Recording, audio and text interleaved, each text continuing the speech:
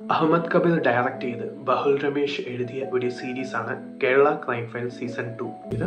So ഈ രണ്ട് combo ഒന്നിക്കുന്നെന്ന് പറയുമ്പോൾ അവിടെ അത്യാവശ്യം നല്ല രീതിയിലൊരു ഹൈപ്പ് വന്നിട്ടുണ്ട്.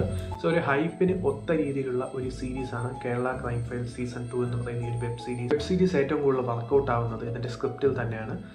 ഈ ഒരു ഹരിശ്രീ യശോവിൻ്റെ പെർഫോമൻസ് വളരെ ഡാർക്ക് ആയിട്ടുള്ള ഒരു ക്യാരക്ടറാണ്.